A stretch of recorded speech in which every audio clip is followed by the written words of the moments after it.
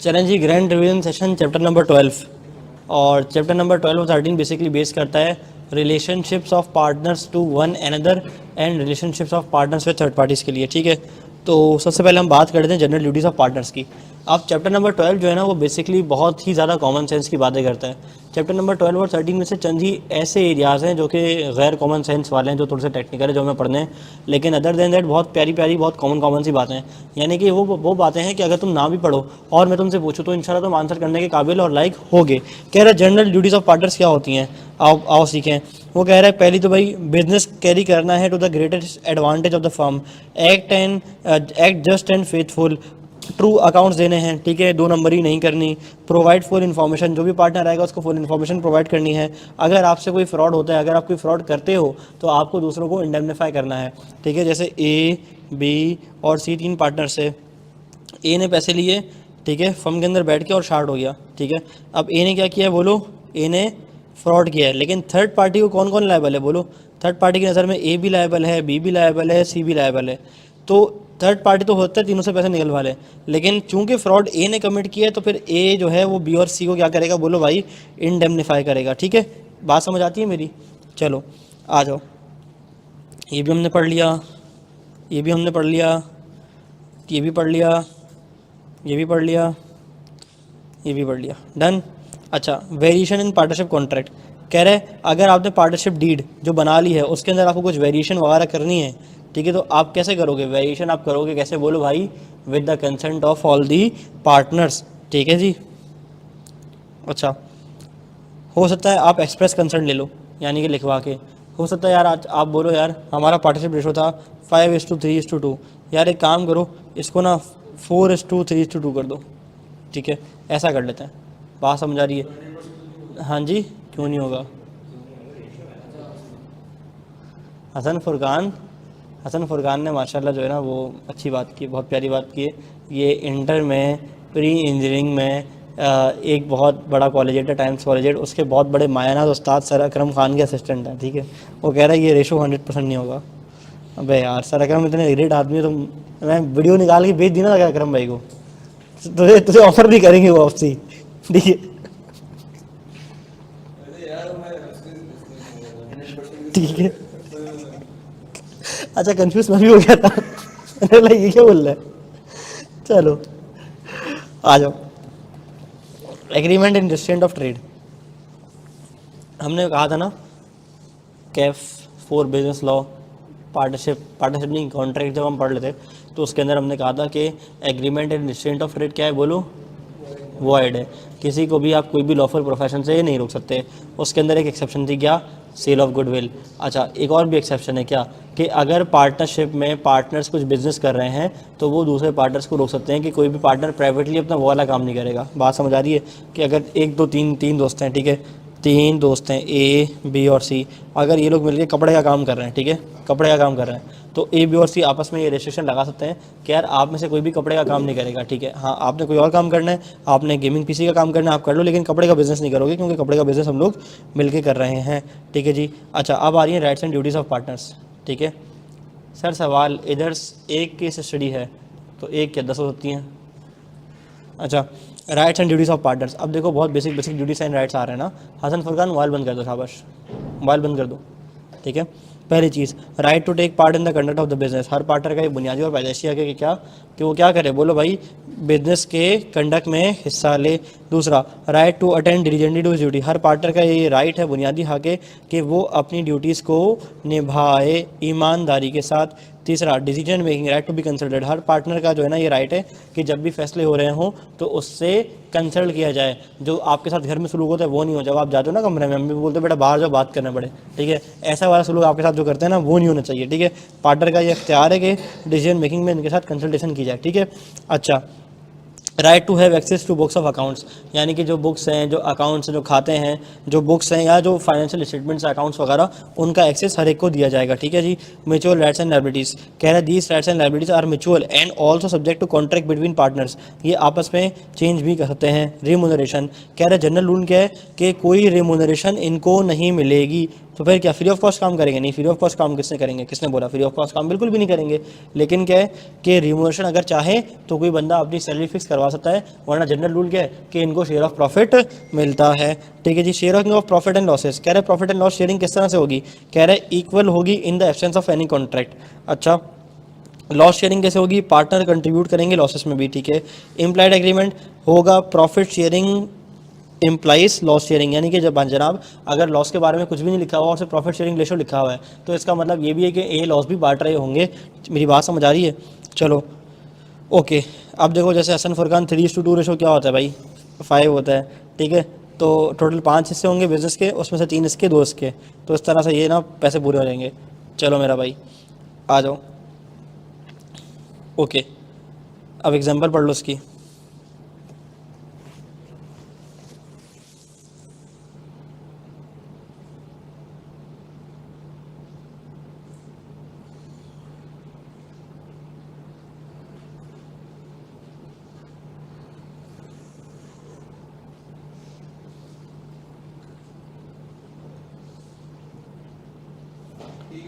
अरे जो 5 पेपर समझ नहीं आया उसका क्वेश्चन सोल्यूशन मुझे भेज देना ग्रुप में। Partners can increase the degrees profit and loss sharing ratio, हाँ बाय म्यूचुअल एग्रीमेंट। सर अगर प्रॉफिट शेयरिंग रेशो मेंशन नहीं हो तो इक्वल होगा? बिल्कुल इक्वल होगा। डन। चलो, इंटरेस्ट ऑन कैपिटल कह रहे जनाब जनरल रूल क्या है कि किसी भी पार्टनर को इंटरेस्ट ऑन कैपिटल नहीं मिलेगा। एक्सेप्शन क्या है? अगर पार्टनर्स आपस में एग्री करें तो इंटरेस्ट ले सकता है।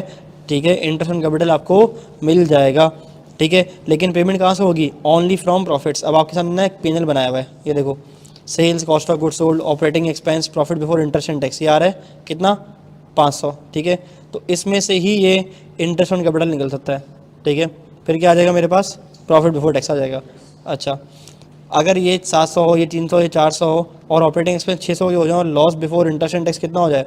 200 रुपये, तो क्या पार्टनर को इंटरेस्ट ऑन कैपिटल मिलेगा? नहीं मिलेगा।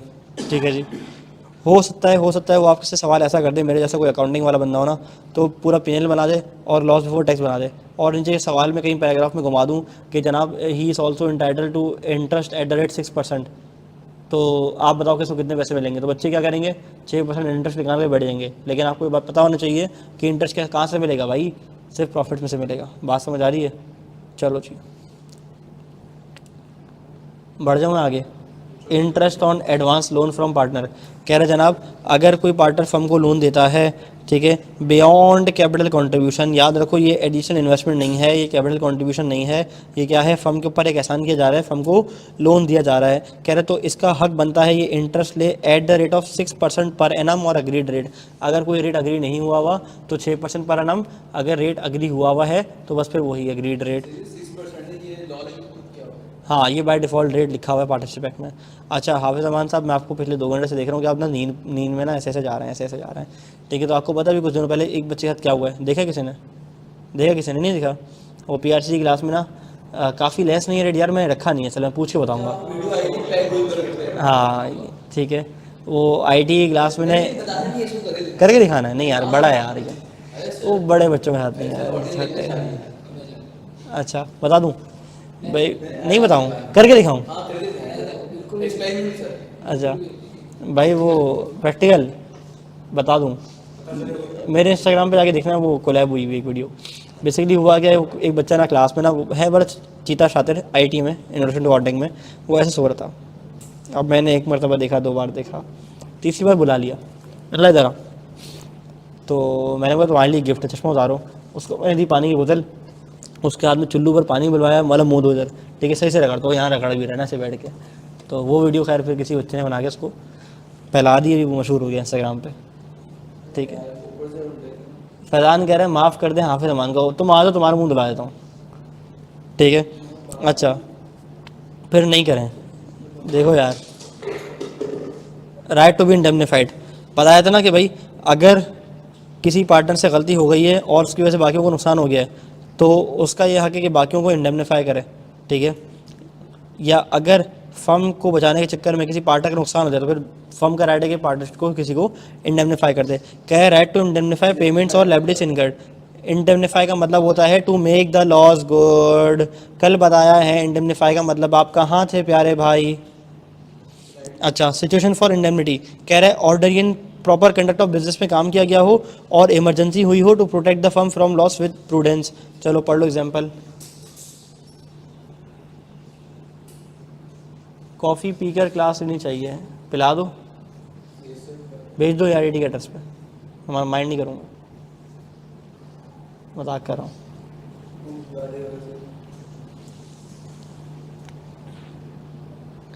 एक दिन मैंने कूल बनने के लिए ना कॉफ़ी ली, सुबह आ रहा था बाइक पे, एक होता है ना एक इंसान के अंदर एक इंसेक्ट होता है, उसको जब बाइट करता है अच्छे अल्फाजों में, तो मैं इधर रुक गया डंकिन पे ना। अच्छा जब डंकिन पे रुका, हाँ जब डंकिन पे रुका तो मैंने ना यार कॉफ़ी पी लेते हैं। अब कॉफ़ी के नाम भी नहीं पता, सीधी बात है, वो शुद्ध गरीब वाला साहब किताब है, तुम्हारे साथ भी हुआ है। अच्छा तो शुद्ध गरीब वाला साहब किताब है ना, मैंने डंकिन चले आते हैं। तो अब वो बोल रहा है कौन सी, बोला कॉफ़ी दो। सर कौन सा फ्लेवर, बोला अच्छा वाला कौन सा होता है, ठीक है, बोलता है सर सारे अच्छे होते हैं, मतलब कैपेचिनो नहीं देते, ठीक है निकलवा ली। अच्छा सर कौन सा गिलास, मिल रहा है दरमियाना वाला दे दे, कोई 400-500-600 की कॉफ़ी थी टैक्स वैक्स मिला के। बहरहाल जब मैंने यहाँ कंपनी लोगों की सुबह सुबह क्लास थी, जब मैं आके पीने लगा तो इंतहाई कड़वी मतलब 600 रुपये पैसे बर्बाद हो गए। 600 रुपये में इतना सारा दूध आता, ठीक है, खुली कॉफ़ी देता नेस्कैफे की, वो फेंट के मैं पी लेता, ठीक है, उससे तो बहुत बेहतर था। लेकिन बहरहाल भाई फिर हमने पी ली कॉफ़ी, खैर अब क्या करें। अगली बार फिर मैंने होशियारी नहीं की कूल बनने की, लाटे ले लेते सर, लाटे भी पिए, लेकिन मैं ना सिर्फ कॉफ़ीज़ में चूँकि मुझे फ्लेवर का इतना आइडिया नहीं है, इसलिए मैं कोल्ड कॉफ़ी प्रेफर करता हूँ। ब्लैक कॉफ़ी पिया करें भाई, ब्लैक कॉफ़ी मैंने बहुत पी एक ज़माने में, अर्ली 2022 में जब मैं फर्म में था, और ऐसे एक सेक्शन में था जहाँ पे बहुत ज़्यादा गंदा प्रेशर था, बहुत गंदा प्रेशर था, रातों रातों को जाग के काम करना पड़ता था। अक्सर औकात 4 बजे घर जा रहा हूँ, सुबह 9 बजे फिर ऑफिस जा रहा हूँ, और नींद ख़तरनाक होती थी। और एक आध दिन 2 दिन तो मेरे ऐसे भी रहे कि मेरा चूँकि बलोच पे ना क्लाइंट था लॉटे केमिकल, तो रात 12:15 पौने 1 निकलना है और सुबह फिर आना है, तो मेरा दिल ही नहीं करता था कि यार मैं घर जाऊँ, इतना गुलशन जाऊँ, बाइक खड़ी करूँ, सो जाऊँ। तो मैं यही एडिट जाया करता था, यही रूम था मेरा, यहीं सो जाया करता था। सुबह उठा, नहाया वाया, मार्केट से नाश्ता किया, ब्रश व्रश किया, चला गया ऑफिस। तो ऐसे ऐसे भी दिन गुजारे कि 2-2 दिन घर नहीं गया हूँ। तो उन दिनों नींद पूरी नहीं होती थी ना जब मेरी। अच्छा क्या करना था, पढ़ना भी था, क्लासेस भी लेता था आके यहाँ पे, अपनी पढ़ाई करता था, क्योंकि घर जाके तो आप पढ़ ही नहीं सकते। बहरहाल तो उन दिनों ब्लैक कॉफ़ी का कंजम्पशन मैंने बहुत किया, बहुत ज़्यादा ब्लैक कॉफ़ी पी, नींद भाग जाया करती थी। अभी दोबारा शुरू करूँगा यार ब्लैक कॉफ़ी, अच्छा दिलाया सर। डंकिन का अलाका नहीं, अच्छा अलास्का कॉफ़ी बहुत टाइड होती है। हाँ जी होगा भाई ऐसे, आसाम, हाँ अच्छा चलो खैर फिर एक दिन, चलो एक और कहानी सुनाता हूँ, बहुत पढ़ लिया यार आज। भाई जब मैं कैफ़ में था ना यहाँ पे, तो नया नया कैफ़ में था, तो अच्छा कभी ना मिक्स गैदरिंग की नहीं थी, इंटर विंटर में भी मिक्स गैदरिंग नहीं होती लड़कियों के साथ जाना वाना, ऐसा कभी किया ही नहीं था। तो इंटर में सिर्फ एक मरतबा पिज़्ज़ा पार्टी करने गए थे कोचिंग वालों लड़कियों के साथ, और लड़के भी थे, तो वो बस एक किया हुआ था कोच, मतलब पार्टी के नाम पे वो एक पिज़्ज़ा था, क्या क्या नाम था इसका, अब तो बंद हो गया खैर, पिज़्ज़ा मैक्स था ये, जहाँ वो खुला हुआ है आजकल, अर्बन तड़का, उसके आसपास उसी पट्टी पे था। बहरहाल तो वही खाया था। हाँ तुमने सुना हुआ है ना, बाकी नहीं सुना। अच्छा अब जब सीए में आए तो हमारा एक पूरा ग्रुप था कोई 8 लोगों के करीब का, जिसमें 5 लड़के थे, 3 लड़कियां थीं, और वो 3 लड़कियों की फिर और कोई 3 लड़कियां दोस्त थीं। तो खैर हुआ ये कि एक बर्थडे थी किसकी बर्थडे थी, मेरे दोस्त हसान की बर्थडे थी, ठीक है, तो उसकी बर्थडे थी, और उसकी बर्थडे सेलिब्रेट करने के लिए हमारे एक और दोस्त ने ये प्लान बनाया कि यार हम वहाँ चलते हैं कॉफ़ी शैलेट, ठीक है, ये सिंधी मुस्लिम भी हुआ करता था, अभी है या नहीं है आई डोंट रिमेंबर, ठीक है, तो हम कॉफ़ी शैलेट चले गए। अच्छा अब पहली मरतबा सीए में आने के बाद ऐसी को गैदरिंग में जा रहे हैं ना खाना खाने के लिए। अच्छा हम ऐसे शुद्ध गरीब थे कि हम खाना क्या खाते थे, ये जो रोड पे नहीं होते, ये जो ठेले खड़े होते हैं, यहाँ से कुछ भी पकड़ा, उल्टा पुल्टा खा लिया, कभी अल्लाह बिरयानी में बैठ गए, कभी कुछ खा लिया, पैसे इतने होते ही नहीं थे, ट्यूशन पढ़ाता था, 4-4.5 हज़ार महीने कमाता था। अच्छा उसमें भी किराए में निकल जाते थे और अपना खर्चा खुद ही करते थे। अच्छा बहरहाल तो लड़के तो ऐसे ही खाना खाते थे, यहाँ मैं घर से लेकर आ गया खाना और तंदूरी रोटी खा लिया।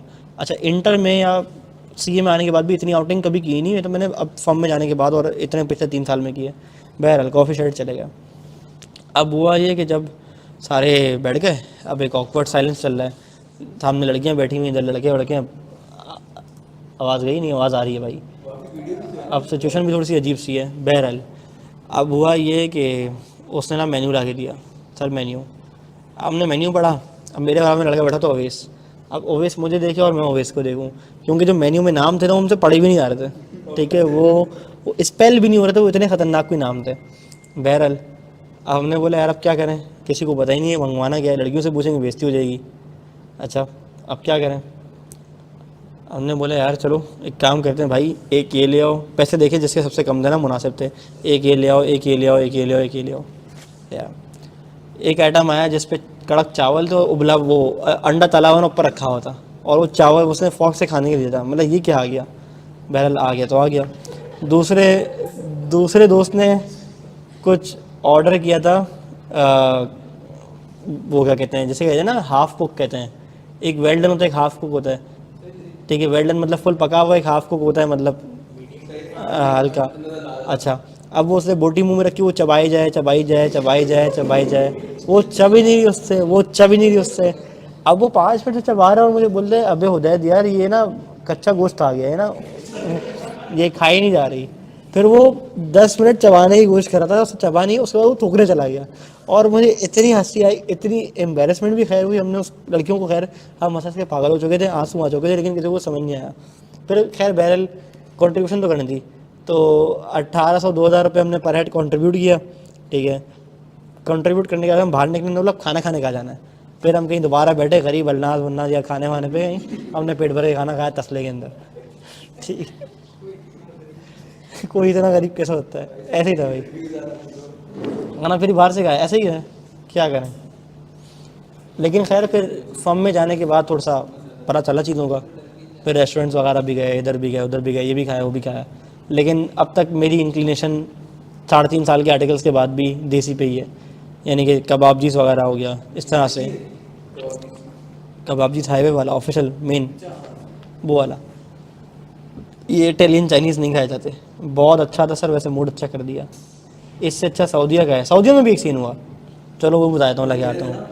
अभी मैं गया ताइफ, ठीक है, ताइफ ज़ियारतों पे गया। तो जब मैं ताइफ गया तो मेरा ना मंदी खाने का बड़ा दिल करता है, मुझे मंदी बहुत पसंद है, ठीक है, मटन मंदी वो आ रहा हो।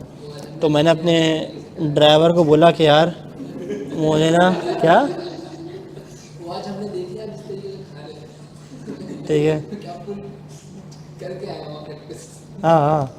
तो मैंने बोला भाई कॉन्टिनेंटल नहीं खा पाते, मुझे कॉन्टिनेंटल पता ही नहीं होता, ये इंटर कॉन्टिनेंटल चैम्पियनशिप पता है। कॉन्टिनेंटल बेकरी की बात कर रहे हो, अच्छा बेहतरीन। खैर बहरहाल तो मैंने बोला भाई मंदी खिला दे, सुना ठीक है।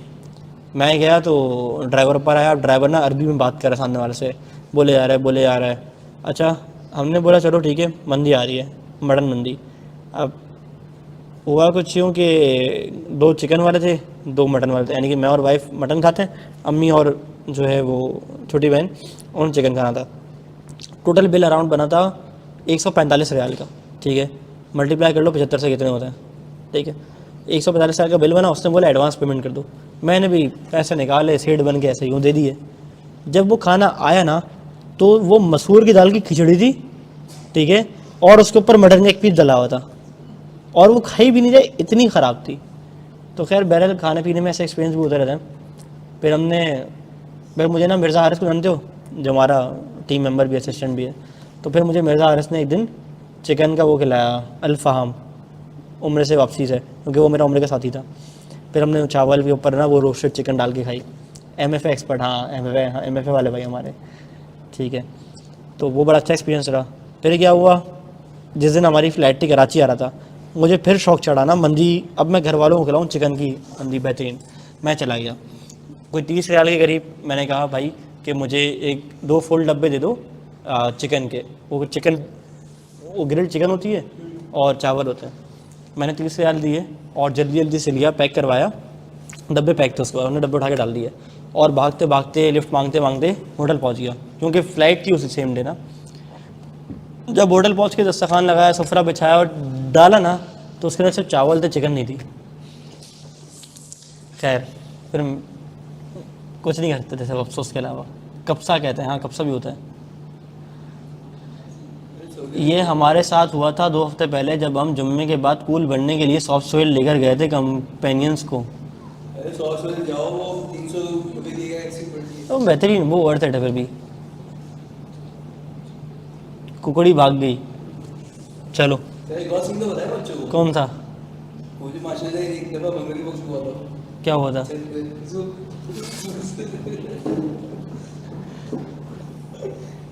आठ सौ का बर्गर खाने के बाद हमने कढ़ाई खाई। अल्लाह की कसम सर, आपकी चीज़ हैं। आप क्या चीज़ है? क्या चीज़ है? इंसान भी क्या चीज़ है। चलो आ जाओ यार, इंसान भी क्या चीज़ है। एक मुनाफा नहीं, दूसरे को होता खाने खा रहा है यार ये क्लास में। चलो आ जाओ।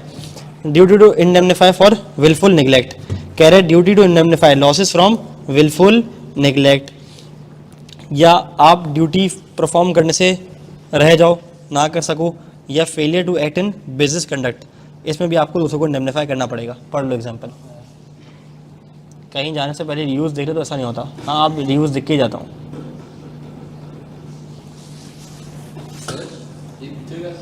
हाँ जी,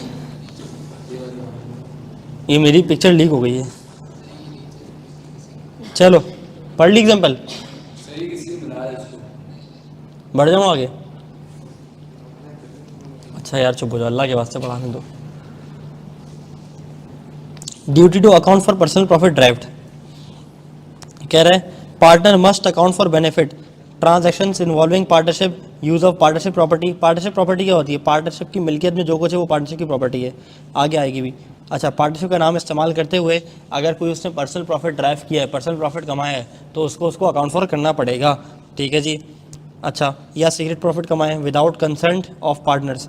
ये जो सीक्रेट प्रॉफिट इसने अगर कमा लिया ना, तो it is claimable by other partners. पढ़ लो एग्जाम्पल।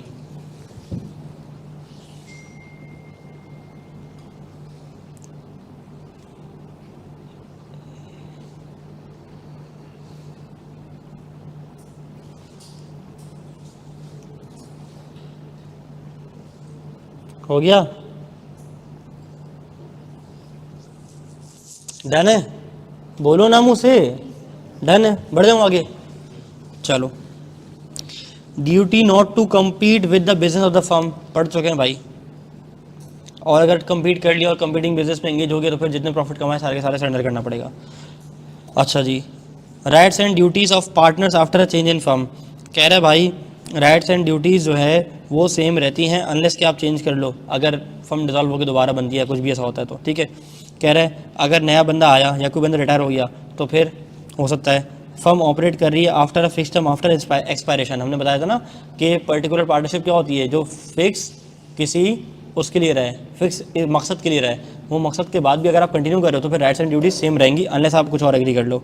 ठीक है। या हमने कहा था भाई हम जनाब जो है वो लोकल माल उठाएंगे और लोकल माल ही बेचेंगे, यहाँ पे लोकल ही बेचेंगे, बोल्टन से उठाएंगे और यहाँ पे पूरे शहर में बेचेंगे।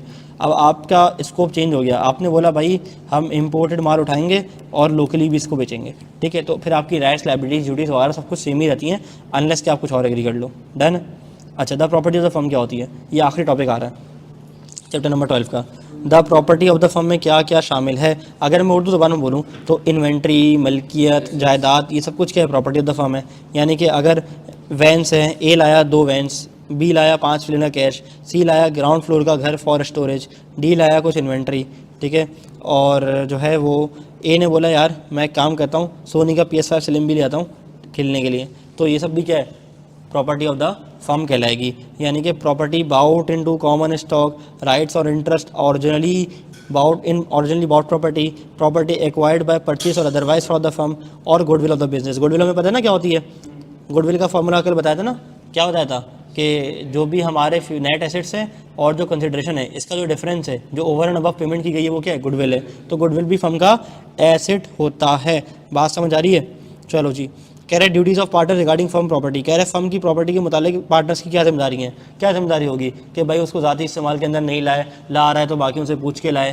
ठीक है, और उसकी जो है वो सही से केयर करे और प्रॉपर्टी को ऐसे ही इस्तेमाल करे जैसे कि अपनी चीज़ को इंसान इस्तेमाल करता है, ठीक है। Property use exclusively for business purpose के लिए ही इस्तेमाल करना है। No personal use of partnership property, exception क्या है, subject to terms of partner contract. Let's say अगर हमारी गाड़ियाँ चल रही हैं डिलीवरी के लिए, हमने लेट से यारिस लेके रखी हुई है और यारिस के ऊपर हम जाते हैं, बिजनेस मीटिंग्स वगैरह करते हैं, सब कुछ करते हैं, ठीक है। अच्छा, ये यारिस जो है ना वो हमारी पार्टनरशिप की प्रॉपर्टी है, लेकिन मिस्टर ए के पास ना घर में गाड़ी नहीं रही या गाड़ी तो छिन गई गन पॉइंट पे, तो बी और सी ने यार एग्री कर लिया कि ठीक है ये जो यारिस है ना ये दिन में ना हमारी फर्म के लिए चलेगी और शाम में ना ए अपने पर्सनल यूज़ के लिए चला ले, बस पेट्रोल अपने अलग से डलवा ले, ठीक है। बात समझ आ रही है? तो अनलेस के पार्टनर्स कुछ और एग्री कर लें, वरना पार्टनरशिप की प्रॉपर्टी से पार्टनरशिप के अंदर ही इस्तेमाल होती है। क्या मेरी बात क्लियर है? क्लियर है? बोलो ना, क्लियर है पक्का?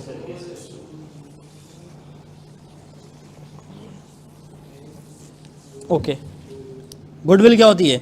कह रहे इनटेंजिबल एसेट होती है with quantifiable value, reputation with enjoyed with customer, क्या है? गुडविल है। जो हमारा ब्रांड नेम है क्या है? गुडविल है। कह रहे वैल्यूशन कैसे निकलती है? बता चुका हूँ। कह रहे गुडविल से आप क्या करते हो? मोर देन नॉर्मल प्रॉफिट कमाते हो, ठीक है। अगर एक इंस्टीट्यूट है जिसकी इतनी गुडविल नहीं है और अगर एक ARDD जिसकी गुडविल है तो ज़्यादा कौन कमाएगा? ARDD कमाएगा। क्यों? क्योंकि इसका ब्रांड नेम है, इसकी रेपुटेशन है, इसकी मार्केट में क्रेडिट वर्दिनेस है, सब कुछ है। बात समझ आ रही है? चलो जी, खल्ली वल्ली हो गया। चैप्टर नंबर 13 का आगाज़ करते हैं अगली वीडियो में। आपके ज्वाइन करने का बेहद शुक्रिया।